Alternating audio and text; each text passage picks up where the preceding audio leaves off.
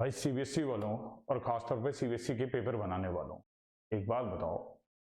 आप लोगों ने अपना एक सैम्पल पेपर रिलीज किया और उस सैम्पल पेपर को बच्चों को दे दिया कि भाई ये सैम्पल पेपर है, इसकी प्रैक्टिस कर लीजिए और इसी हिसाब से तुम्हारा पेपर आएगा।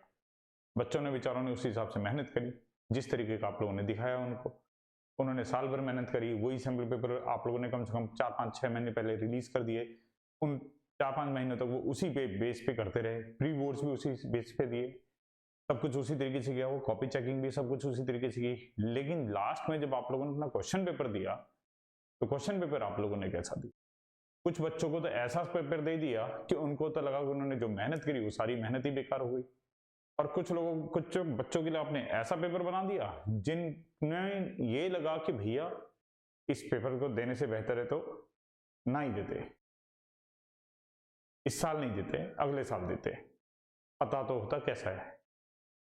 तो ऐसा आप लोगों को तो बच्चों के साथ कम से कम नहीं करना चाहिए। और अगर आपको ऐसा करना ही है तो बच्चे को कम मत समझिए, बच्चे पूरे तैयार हैं, वो तैयारी कर सकते हैं उस तरीके से, लेकिन आप उनको पहले उस तरीके से गाइड तो करना पड़ेगा ना, बताना तो पड़ेगा उनको कि भाई हम लोग किस तरीके का पेपर देना जा रहे हैं। किसी जैसे जेई है, जेई के बारे में सबको पता है, हर बच्चे को पता होता है कि जेई का पेपर तो टफ आता ही आता है।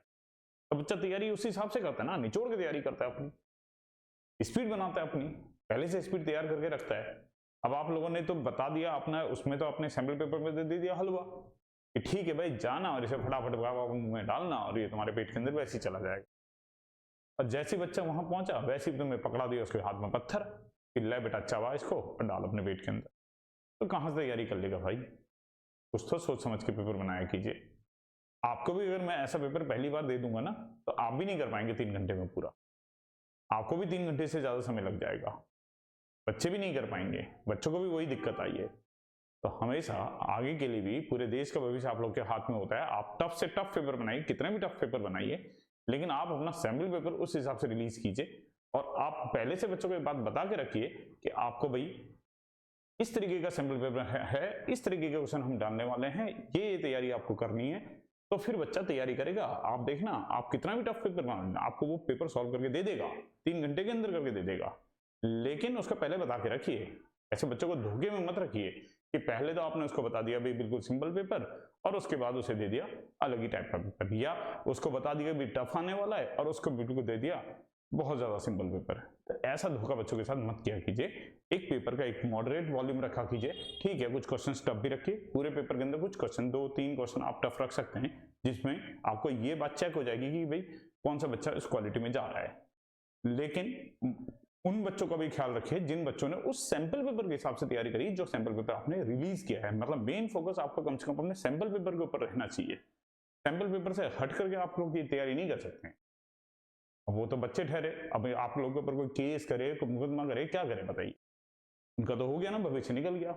अब आप लोगों का एक ही ऑप्शन बचा है कि ठीक है भैया नंबर उनको दे देंगे, हम हल्के आसान नंबर दे देंगे, मतलब इजी नंबर देंगे, थोड़ा लिखा होगा तो उसे मार्क्स दे दिए जाएंगे। अरे भाई मार्क्स नहीं चाहिए उनको, मार्क्स नहीं चाहिए उनको, कॉन्फिडेंस चाहिए। वो अभी उभरते हुए बच्चे हैं, उनको कॉन्फिडेंस चाहिए। कॉन्फिडेंस को तब आता है जब वो जिनको ये लगे कि हमने कुछ लिखा, हमने कुछ मेहनत करी और वहां पे हमें नंबर मिले। फ्री फंड का नंबर लेने की इच्छा उनको ये आदत मत डालिए कि आपको फ्री फंड के नंबर मिल जाएंगे। ठीक है भाई, आपने जैसे कोरोना में बच्चों को फ्री के नंबर ऐसे दे दिए थे, ऐसे आपको अभी भी नंबर मिले।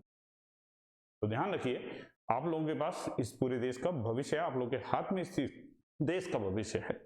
तो आप लोगों को ये काम बिल्कुल नहीं करना है।